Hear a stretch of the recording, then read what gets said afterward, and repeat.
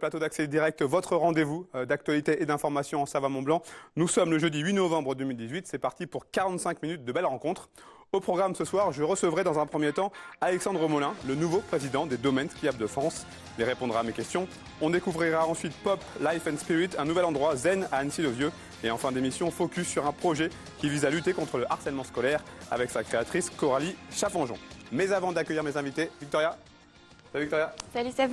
Pour les titres du journal de ce 8 novembre 2018, alors on va continuer à parler de la sécheresse puisque les agriculteurs du Beaufortain sont touchés de plein fouet. Oui, effectivement, ils sont touchés par cet épisode historique de sécheresse. Ils restent inquiets malgré des mesures qui ont été annoncées par le ministère de l'Agriculture fin octobre. On verra donc un reportage d'Emmanuel Jo et de François Pirot. Et puis un supermarché coopératif qui vient d'ouvrir du côté de Chambéry. Oui, c'est toi, Seb, qui nous parlera de cette initiative en Savoie. Un supermarché peu commun, tu nous expliqueras le concept dans le journal tout à l'heure. On enchaîne avec notre revue de presse. On commence avec un article concernant un incendie du côté de Gaillard. Oui, un incendie qui a ravagé le local abri Grand Froid à Gaillard. Ça s'est passé donc dans la nuit de mardi à mercredi. C'est ce que nous explique cet article du Messager. Il s'agirait d'un acte criminel. Une enquête est donc en cours. Les services techniques et les bénévoles sont évidemment désemparés puisque le local ne pourra pas accueillir les familles qui devaient en bénéficier. Le dispositif devait répondre notamment aux besoins de familles en situation précaire et c'était une première pour la ville de Gaillard. Ces familles devaient notamment recevoir des repas chauds hier mercredi. Les autorités et le maire lancent donc un appel à la solidarité pour venir en aide à ces familles qui sont dans le besoin. Et puis on va parler de harcèlement scolaire un peu plus tard dans cette émission. Eh bien Christophe Lemaître a choisi de s'engager dans la lutte. Oui, tout à fait. C'est la journée nationale de lutte contre le harcèlement scolaire. Et l'athlète a été lui-même victime de harcèlement pendant sa jeunesse. C'est ce qu'on peut lire donc, dans cet article de France Bleu Pays de Savoie. Il est ambassadeur depuis 6 ans de la lutte contre ce phénomène qui touche un élève sur 10 en primaire notamment. Aujourd'hui, donc, on l'a dit, c'est la journée nationale. Et puis Christophe Lemaître avait pris la parole. S'était confié pour la première fois en 2011. Il a de nouveau pris la parole, notamment pour dénoncer l'impact grandissant des réseaux sociaux. Je vous invite donc à retrouver son témoignage dans cet article. Et toi, Seb, tu nous parles de biathlon? Oui, avec une très très bonne nouvelle pour le Grand Bornand et pour la Haute-Savoie. La station des Aravis accueillera une étape de Coupe du Monde de biathlon 3 hivers de suite. Alors c'était prévu pour l'hiver 2019, mais ça a été confirmé par l'IBU, la Fédération internationale. Il y aura bien une étape en 2020 et en 2021, donc ça fait 2019, 2020, 2021. On peut légitimement penser que ce sont les superbes résultats du biathlon français qui sont récompensés. C'est également une belle confirmation pour le comité d'organisation quand on repense au succès populaire du mois de décembre dernier. Rendez-vous donc sur le stade Sylvie Bécart pour espérer voir les Bleus briller. Et j'en profite pour ajouter qu'une épreuve de biathlon en ski roue aura lieu sur le paquet quelques semaines avant le rendez-vous bornandin. Les magasins n'ouvriront pas le dimanche à Genève? Oui, c'est peut-être une mauvaise nouvelle pour les Genevois qui seront un petit peu en retard pour pouvoir faire leurs achats de Noël notamment, puisque, tu l'as dit, les magasins ne seront pas ouverts le dimanche. Le syndicat UNIA, plus grand syndicat de Suisse, a réussi à faire suspendre une loi qui aurait dû s'appliquer pour ces fêtes 2018. Les citoyens genevois avaient pourtant voté en novembre 2016 pour une ouverture des magasins le dimanche 3 fois par an. UNIA a donc fait le forcing pour annuler cette décision, au moins pour cet hiver. Ça pourrait aussi s'appliquer aux hivers prochains. Le syndicat qui reprochait notamment au patronat de s'être assis sur les contreparties proposées aux salariés. En attendant, les Genevois seront appelés aux urnes une nouvelle fois sur ce sujet, probablement au printemps prochain. Merci Victoria, Merci, on se retrouve en fin d'émission. À tout à l'heure. Allez, place à la rubrique Actu pour commencer cette émission. Je vous en prie, Alexandre Molin, installez-vous sur le canapé. Bonsoir. Bonsoir. Alors vous êtes le nouveau président des Domaines skiables de France. Vous avez été élu récemment, le 1er octobre dernier.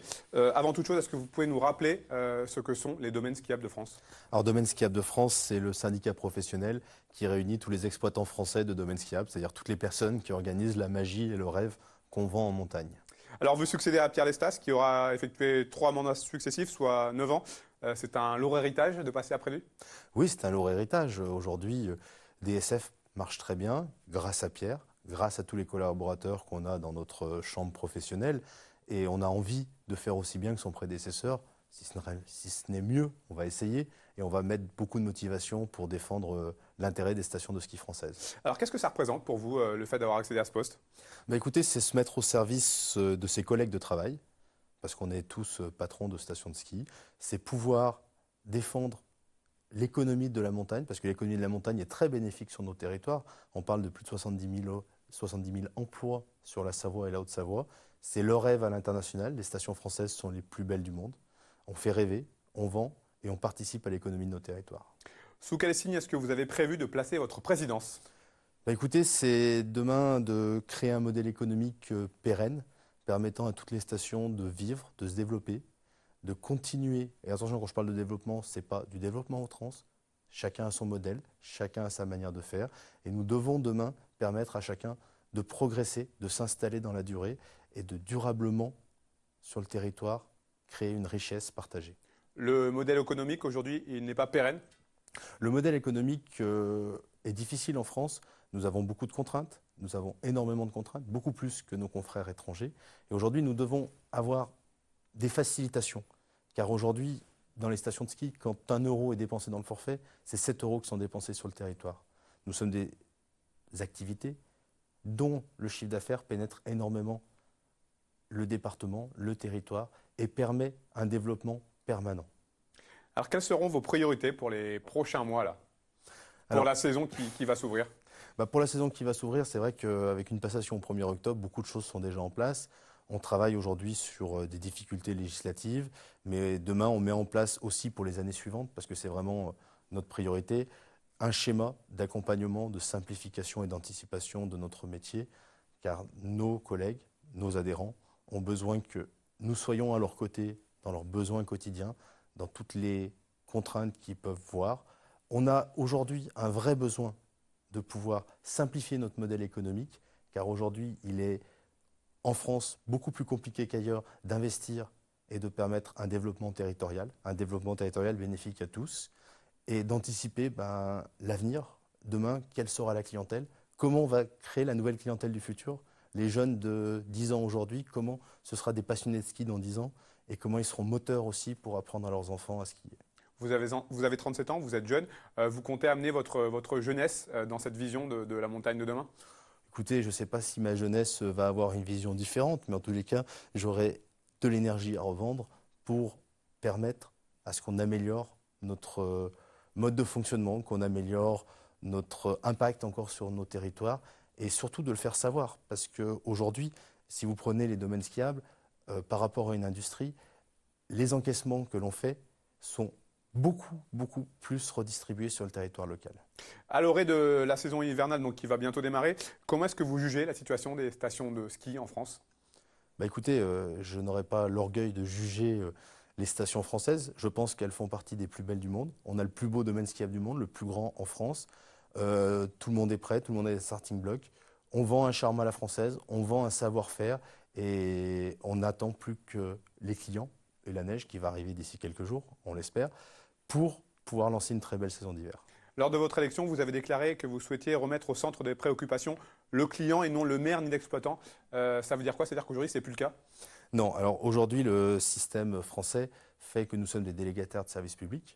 À ce titre, nous sommes dans une gouvernance globale avec la mairie d'un côté, les socioprofessionnels de l'autre et l'exploitant du domaine skiable. Aujourd'hui, nos différences ou nos convergences doivent se voir qu'à travers le client. Aujourd'hui, s'il n'y a plus de clients, il n'y a plus de stations. On est là pour plaire aux clients. Dans nos développements, on ne pense pas à notre intérêt, on pense à comment on va satisfaire les clients, comment on va encore vendre plus de rêves. Parce qu'aujourd'hui, la montagne française, c'est le rêve, c'est de l'exception, c'est des paysages, c'est une sensation unique, c'est vraiment quelque chose de fabuleux et qu'on doit vendre encore mieux et qu'on doit encore mieux adapter aux attentes futures du client.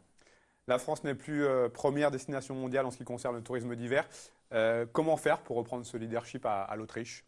Écoutez, je pense qu'aujourd'hui, depuis une vingtaine d'années, l'apprentissage du ski s'est perdu, que ce soit sur nos territoires de montagne ou au niveau français, avec une raréfaction des vacances, des classes de neige, qui était un levier d'apprentissage de la jeunesse vis-à-vis de ce sport. Parce que, à première image, on monte en montagne, il fait froid, on est dans des conditions sur la neige, et tous les gens qui viennent au ski, 80% veulent revenir, veulent revivre cette expérience. Aujourd'hui, on a besoin de recréer les conditions, de faire goûter ce plaisir et d'inviter les Français à revenir en vacances sur le territoire national et à profiter de quelque chose d'extraordinaire.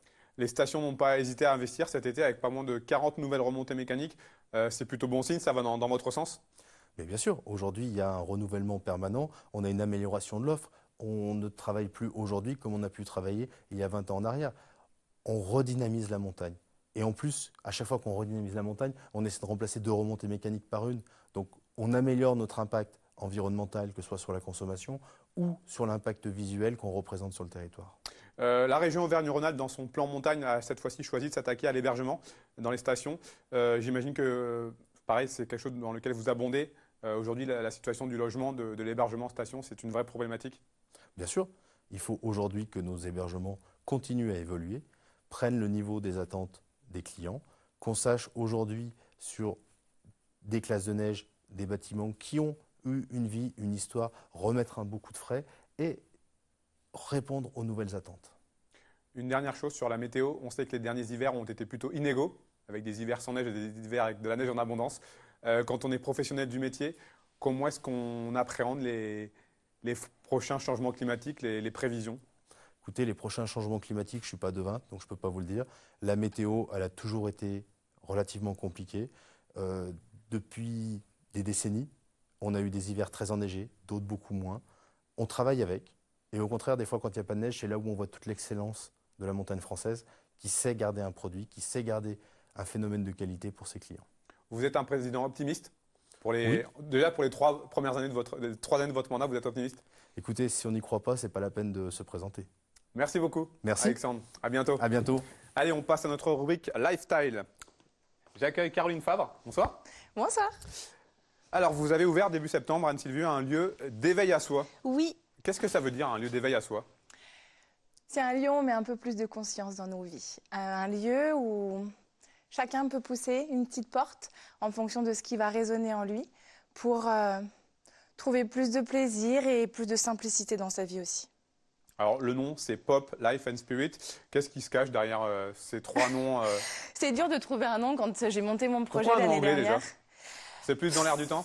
Ouais, en fait, Ça parle plus aux gens? j'ai même pas réfléchi à ça. En fait, je crois que quand j'ai quitté ma vie professionnelle bien faite après de jolies études et mon joli poste dans les cosmétiques à Lyon, et qu'à un moment donné, ça a manqué de sens pour moi, que j'ai monté un projet plus proche de mes aspirations profondes, je me suis dit, bon, il va falloir trouver un nom à tout ça. Et, et trouver un nom, c'est pas évident. Donc, c'est des brainstorming, c'est de la réflexion. Et puis, en fait, assez naturellement et spontanément, ces mots de Pop, Life and Spirit, moi, je me retrouve vraiment là-dedans. C'est des mots qui résonnent vraiment fort en moi. J'aime quand la vie, elle pétille, quand elle est belle, que tout va bien, que voilà, c'est cette notion de vie. Et puis, de mettre un peu d'esprit là-dedans, d'amener un peu de conscience là-dedans. Donc, pour ça. Alors, je crois savoir que c'est un burn-out qui est à l'origine de cette Ouais. nouvelle vie. Vous l'avez un petit peu évoqué. Ouais. Oui, c'est après de jolies études en école de commerce et de jolis postes enchaînés et notamment dans une des sociétés où j'ai passé presque 8 ans. C'était génial, j'ai appris énormément de choses, mais à un moment donné, en fait, ça a manqué de sens pour moi. Et puis là, j'ai compris vraiment le lien du corps et de l'esprit, en fait. Où du jour au lendemain, quasiment, mon corps m'a lâché. J'ai perdu ma voix, j'avais des vertiges et c'était un petit signal de toc, toc, toc, il faut faire quelque chose maintenant. Et là, du coup, je pratiquais déjà le yoga depuis pas mal de temps, mais je l'ai fait de manière beaucoup plus intense. Et puis, je suis allée passer aussi du temps en montagne, parce qu'on en parlait juste avant dans le sujet d'avant. Moi, je viens d'une petite station aussi au fin fond de la Savoie, où j'ai grandi sur les skis et dans les montagnes. Et à un moment donné, je suis allée passer quelques semaines là-haut pour prendre de l'altitude et de la hauteur dans tous les sens du terme. Et ça a fait beaucoup de bien. Et en redescendant, voilà, j'ai eu l'envie de monter ce projet. Et j'ai trouvé un lieu récemment sur Annecy, donc qu'on voit là d'ailleurs à l'image. Un lieu qui m'a été transmis par quelqu'un qui est venu faire l'émission ici et qui est Et dont aujourd'hui on parlera en tour du demain, monde. la Backpack Ah, Family. c'est vrai, ils viennent demain. Enfin, On vous faites verra un des sujet images. demain. On verra des images. Ouais. Et exactement. Donc Claire, je l'ai rencontrée quand j'étais dans ce moment de transition là. Je suis tombée enceinte plus ou moins en même temps. Je suis allée la voir pour un soin. Et puis tout s'est enchaîné très très vite derrière pour moi, où je me suis formée du coup officiellement en yoga pour devenir professeure et transmettre ça à mon tour. Et puis en Ayurveda aussi, qui est la médecine traditionnelle indienne. Et voilà, pour pouvoir, moi, faire ces choses-là. Et puis, j'avais pas envie d'être toute seule, parce que seule, on va très vite, mais Alors, qu'est-ce que vous proposez?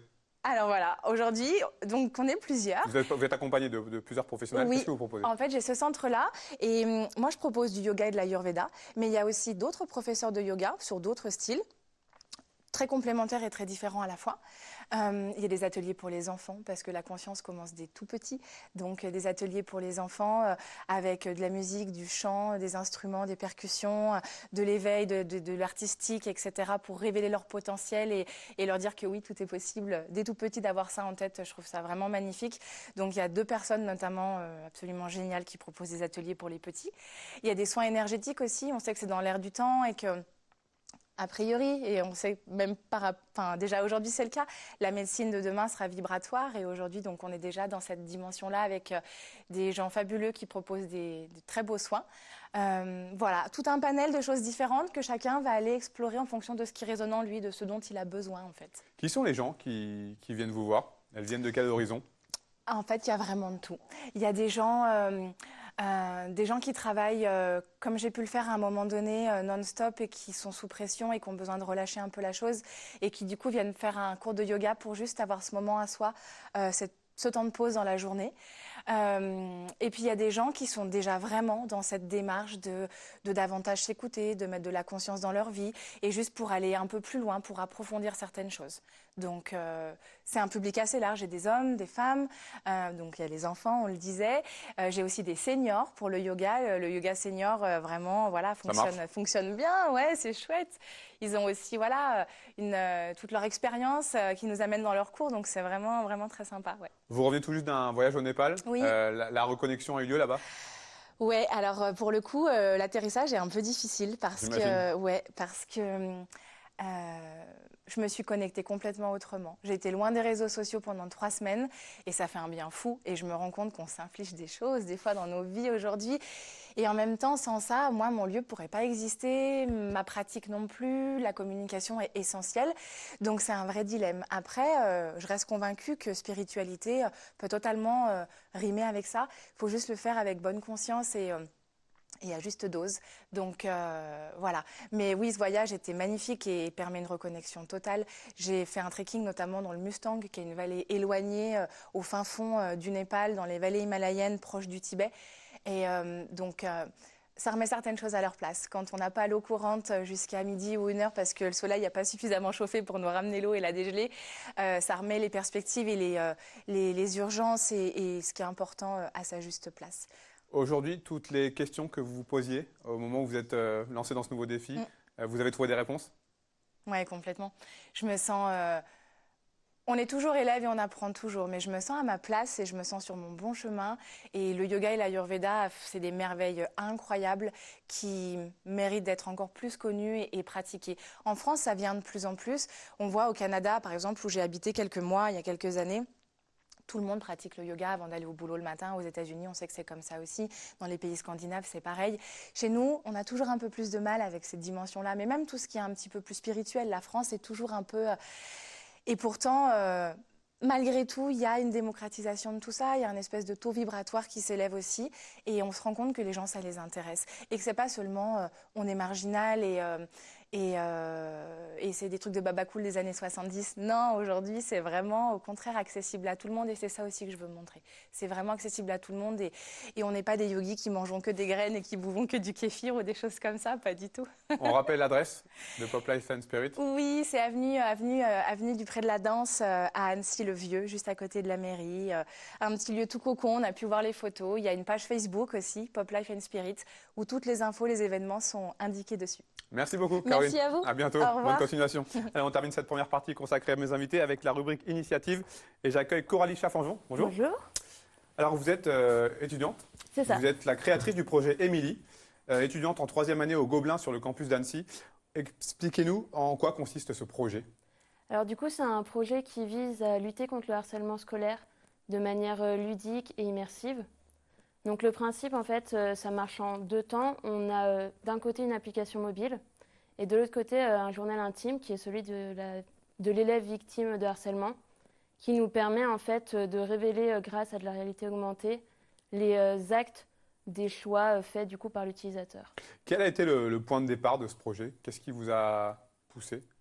Bah, à la base, bon, vu que c'était dans le domaine scolaire, on avait bien évidemment un brief. Donc on devait faire un projet pour les collégiens.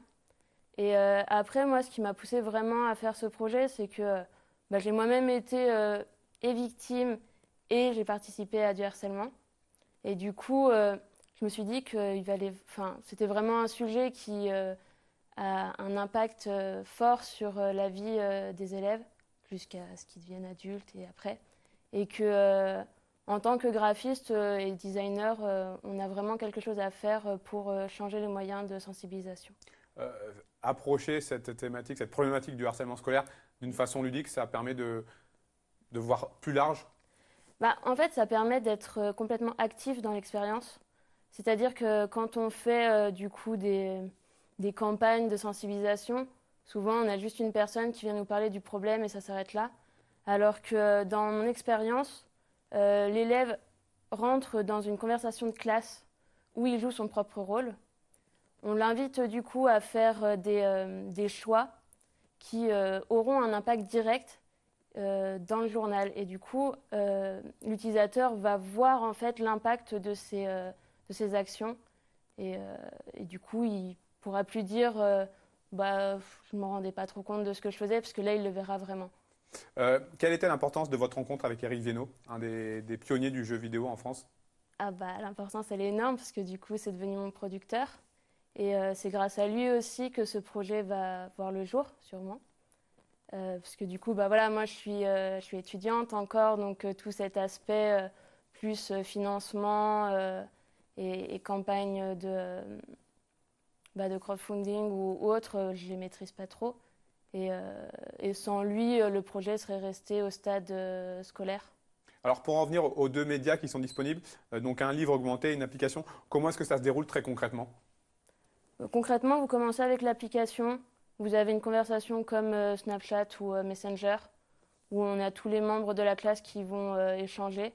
Et à des moments, en fait, vous allez voir dans la discussion votre nom apparaître, où on va vous poser une question, ou vous inviter du coup à participer, par exemple, aux insultes faites à Émilie. Et là, vous aurez 3 choix qui seront possibles.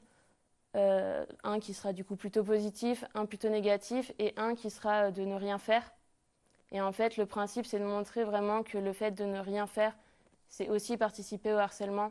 Parce que si on a une ou deux personnes qui prennent le parti de la personne qui est victime, ça sera déjà un premier pas pour l'aider à sortir de cette victimisation. Le fait d'avoir, vous, été victime et d'avoir participé à du harcèlement, ça vous a aidé dans l'élaboration? Un peu, mais le problème, c'est que ça va très vite et on sait que les jeunes de maintenant font des choses bien plus pires que ce que nous, on pouvait faire quand on était en primaire ou au collège. Donc, pour l'élaboration de l'histoire, on va quand même faire intervenir des profs du coup actuels et des psychologues qui sont experts en harcèlement pour pouvoir avoir des propos qui collent vraiment à la réalité d'aujourd'hui. Alors on ne le sait peut-être pas, mais chaque année, il y a 700 000 élèves qui sont victimes de harcèlement scolaire, dont la moitié de manière sévère, voire très sévère. Ce sont des chiffres alarmants. 700 000, on ne s'en rend pas forcément énormément. compte, c'est énorme.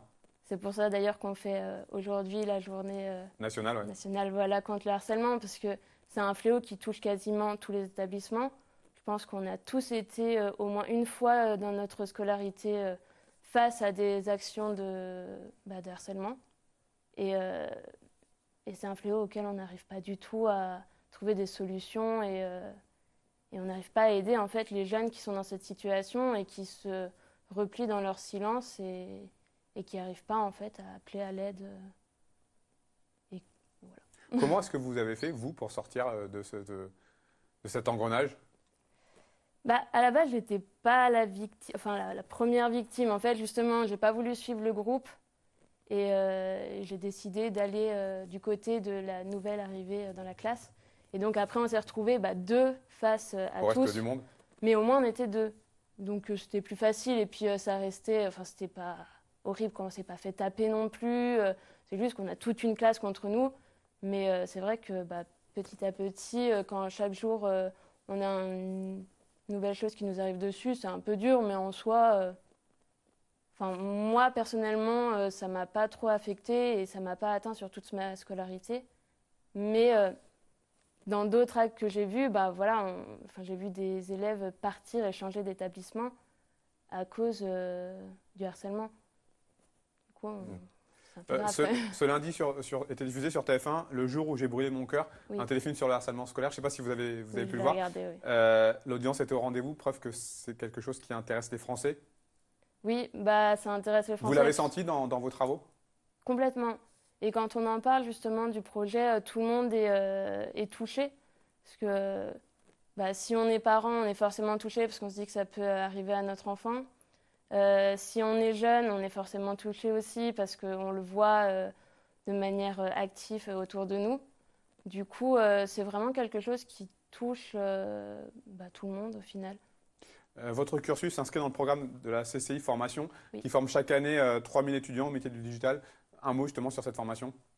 Oui, bah, du coup, c'est la seule formation en fait en France où des designers graphiques travaillent main dans la main avec des développeurs, ce qui nous permet en fait de réaliser des projets toujours plus innovants et plus concrets aussi que ce qu'on peut trouver dans des formations plus classiques. Surtout que c'est une formation du coup qui est en alternance, donc ça nous permet aussi d'avoir un profil plus professionnel et d'avoir du coup aussi des contacts qui nous aident bah, sur toute la scolarité. C'est quoi la suite des événements là, pour la concrétisation du projet? Alors la semaine prochaine, il y a le CNC qui se réunit pour dire s'il nous donne du financement ou pas. Et si le financement est validé, bah, on a toute une équipe derrière qui est prête à démarrer. Donc on part pour faire le prototype et après trouver des financements supplémentaires pour finaliser le projet. Merci beaucoup, Coralie. Bah, de rien. Bravo en tout cas pour ce que vous faites et bon courage pour cette nouvelle aventure. Bah, merci Merci à bien. vous. Au revoir. Victoria est de retour pour le rappel des titres. Alors, Victoria, ce soir, on va parler de sécheresse une nouvelle fois. Je pense que c'est pas la dernière fois de l'année qu'on en parle, puisque les agriculteurs du Beaufortin sont touchés de plein fouet par cette sécheresse, justement. Oui, tout à fait. Emmanuel Jaude et François Pirot sont allés les rencontrer dans le Beaufortin. Des agriculteurs qui sont inquiets suite à cet épisode, qui subissent en fait les conséquences de cet épisode de sécheresse. Et puis un supermarché coopératif qui a ouvert du côté de Chambéry. Oui, c'est ton reportage qu'on verra dans le journal Seb, puisque tu es allé voir l'association Écosystème qui veut changer les modes de consommation et qui a donc lancé ce supermarché, un nouveau concept. Merci beaucoup, Victoria. On se retrouve dans quelques minutes juste après la pub pour le journal de la rédaction. À tout de suite.